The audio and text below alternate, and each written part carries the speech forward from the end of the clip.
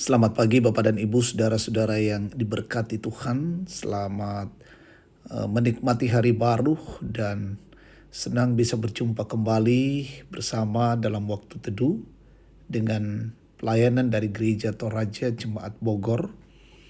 Edisi Kamis 9 Maret 2023. Bacaan kita hari ini dari Bilangan 21 ayat 4 sampai 9. Sebelum kita mendengarkan firman Tuhan, kita tundukkan kepala, kita berdoa. Kami mengangkat pujian dan syukur kepadamu ya Tuhan pada pagi yang indah ini. Tuhan adalah Tuhan yang baik, yang terus dan setia memelihara kami. Dan pagi hari ini Tuhan mengaruniakan hari baru untuk kami. Kami menyambut dengan gembira, dengan sukacita, kasih dan karya Allah ini. Dan pagi hari ini kami akan mendengarkan sabda Tuhan. Kami mohon pertolongan Roh Kudus dimampukan untuk memahami firman Allah dan melakukannya. Bersabdalah Tuhan, kami anak-anak-Mu siap mendengarkan firman-Mu, ampuni dosa kami. Di dalam nama Tuhan Yesus kami berdoa dan bersyukur. Haleluya. Amin. Bilangan 21 ayat 4 sampai 9. Ular tembaga. Setelah mereka berangkat dari Gunung Hor, berjalan ke arah Laut Tiberias untuk mengelilingi tanah Edom, maka bangsa itu tidak dapat lagi menahan hati di tengah jalan. Lalu mereka berkata-kata melawan Allah dan Musa. "Mengapa kamu memimpin kami keluar dari Mesir, supaya kami mati di padang gurun ini? Sebab di sini tidak ada roti dan tidak ada air. Dan akan makanan hambar ini kami telah muak."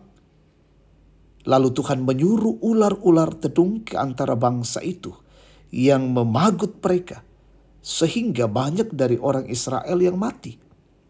Kemudian datanglah bangsa itu mendapatkan Musa dan berkata, "Kami telah berdosa, sebab kami berkata-kata melawan Tuhan dan engkau.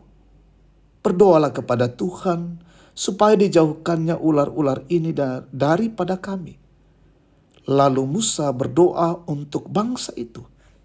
Maka berfirmanlah Tuhan kepada Musa, "Buatlah ular tedung dan taruhlah itu pada sebuah tiang. Maka setiap orang yang terpagut jika ia melihatnya akan tetap hidup."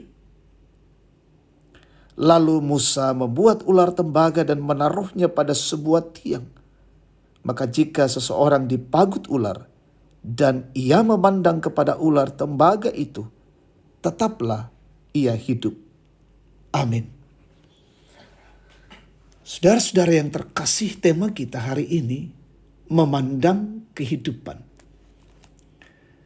Selama 350 tahun bangsa Israel diperbudak di tanah Mesir.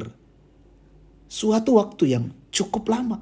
Dan akhirnya melalui Musa, Tuhan membawa bangsa ini keluar dari tempat perbudakan itu. Dan meninggalkan masa lalu yang sangat pahit. Selanjutnya Tuhan mengarahkan mereka ke tanah perjanjian yang sejak awal dijanjikan Tuhan kepada mereka untuk menuju masa depan yang cerah dan pasti.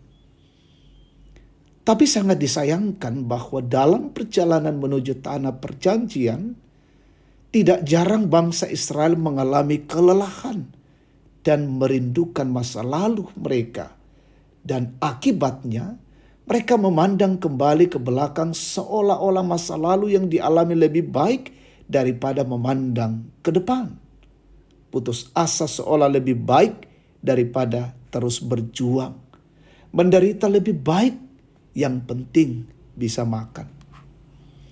Kisah ular tembaga menjadi pelajaran bagi semua orang yang telah dibebaskan oleh Tuhan dari perbudakan dosa.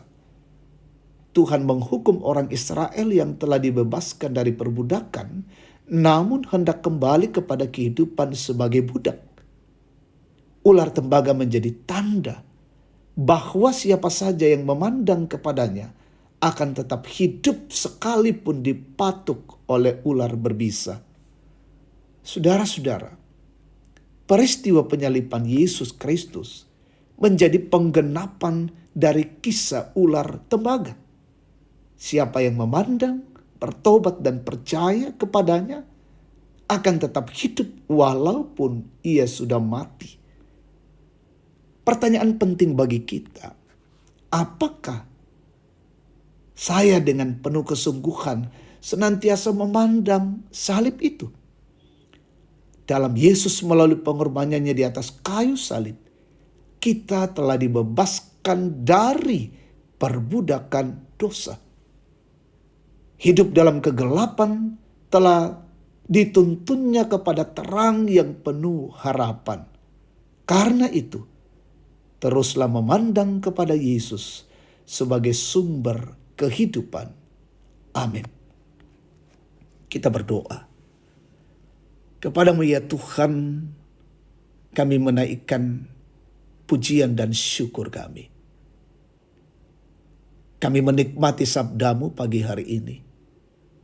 Memberikan kekuatan bagi kami, menjadi makanan rohani bagi kami, untuk terus memandang Kristus sebagai sumber kehidupan satu-satunya. Karena di dalam Kristus ada kehidupan, ada keselamatan, pengampunan dosa, dan hidup kekal. Tuntun kami ya Bapa untuk terus menghidupi anugerah kasih-Mu. Jika pada hari ini kami melanjutkan siara kehidupan kami mohon perlindungan, kasih dari Tuhan. Kami yang bekerja, membangun dan terus meningkatkan usaha, Tuhan berkati. Tanggung jawab kami hari ini, perjalanan-perjalanan kami, aktivitas kami, pelayanan-pelayanan kami. Tuhan memberkati.